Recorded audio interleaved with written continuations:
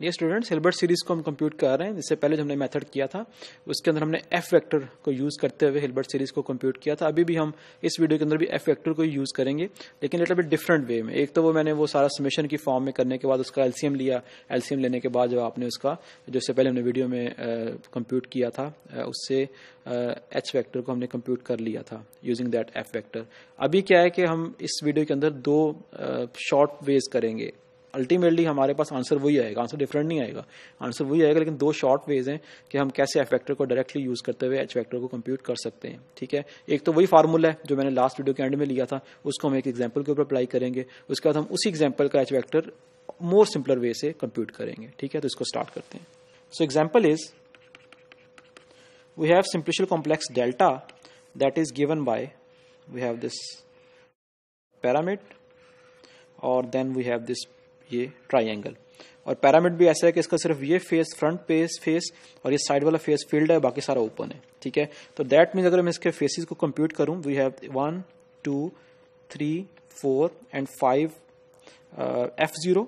इसका मैं basically F vector निकालना चाह रहा हूं, तो f is equal to f minus 1 of course आपके पास 1 के इक्वल होता है। देन f0 इस केस में ये 5 के इक्वल है। देन इट्स एजेस, सो 1 2 3 4 5 6 7 8, इसके 8 जो हैं वो एजेस हैं। और उसके बाद इसके 2 डायमेंशनल फेसेस, मैंने कहा था फ्रंट वाला फील्ड है और एक साइड वाला फील्ड है, 2 है।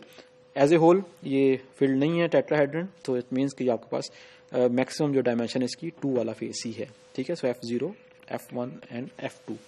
ठीक है, सो दैट मीन्स आपके पास जो इसका एच वेक्टर होना चाहिए that should be of the form h0 h1 h2 and h3। ठीक है, एच वेक्टर आपने इस फॉर्म का इसका कंप्यूट करना है। ठीक है, सो अब हमारा जो फार्मूला था जो हमने इससे पहले लिखा था that was hj is given by summation i from 0 to j minus 1 की power j minus i d minus i choose j minus i times f i minus 1। ठीक है, so h0 is equal to summation i from 0 से अभी हमारे पास जो है ये 0 रहेगा, माइनस 1 की पावर j माइनस i। ठीक है, और then we have this 3 d is equal to 3 है, 3 minus i choose 0 minus i। ठीक है, जे आपके पास 0 है तो ये 0 यहाँ पे आ जाएगा। ठीक है, आई मल्टीप्लाई विद f माइनस 1। अब इसके अंदर वैल्यू 0, आपके पास i की वैल्यू सिर्फ 0 ही है, 0 से 0 पे रन कर रहा है, तो ये माइनस 1 की पावर 0 बन जाएगा। 3 minus 0 choose 0 and then you have this minus 1, so that is equal to 1। ये ऑलवेज 1 के बराबर आता है h0 जो है। Then what is h1? h1 is summation i from 0 to 1 आ जाएगा, माइनस 1 की पावर j आपके पास 1 है, so 1 minus i। Then you have this 3 minus i और 1 माइनस i चूज के साथ ये f माइनस 1। 0 पुट करेंगे, माइनस 1 की पावर आपके पास 1 माइनस 0 1, और उसके बाद ये 3 minus 0 1 minus 0 times f minus 1, और उसके बाद प्लस माइनस 1 की पावर 0 बन चुका हुआ है, और ये आपके पास ये 3 माइनस 1 1 माइनस 1 टाइम्स ये आपके पास f0। This is equal to minus 1 की पावर ये minus 1 times 3 times f minus 1 1 के इक्वल है, प्लस माइनस 1 की पावर 0 1, उसके बाद multiply with 3 2 choose 0 that is equal to 1, और टाइम्स f0 आपके पास जो है that is actually equal to इस एग्जांपल के अंदर f2 जो है वो 5 के इक्वल है। सो इसको हम समराइज सिंप्लीफाई करेंगे तो ये आपके पास 2 के बराबर आ जाएगा।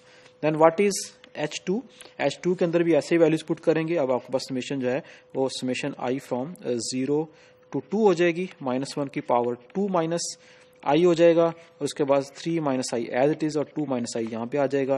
देन f i माइनस 1, इसके अंदर मैं वैल्यू पुट करूं तो ये माइनस 1 की पावर सबसे पहले 0 पुट करने से 2 आ जाएगा। देन आपके पास 3 चूज 2 आ जाएगा, f माइनस 1 आ जाएगा, प्लस माइनस 1 की पावर अब 1 हो जाएगी, और आपके पास ये 1 पुट करने से 2 चूज 1 हो जाएगा, f 0 हो जाएगा, प्लस ये माइनस 1 की पावर अब अल्टीमेटली 0 हो जाएगी, और यहाँ पे आपके पास जो बच जाएगा दैट इज 2 पुट करने से वो 1 चूज 0 बच जाएगा, और आपके पास जो है ये f जो है वो 0 और f ये 1 आ जाएगा। इसमें वैल्यूज पुट करेंगे, सिंप्लीफाई करेंगे, that is equal to 1। On the same lines आपके पास जो h3 है that is in this case that is actually equal to -2। ठीक है। तो इस मीन्स कि आपके पास जो एच वेक्टर बना है that H vector is given bye 1 2 1 -2, ठीक है।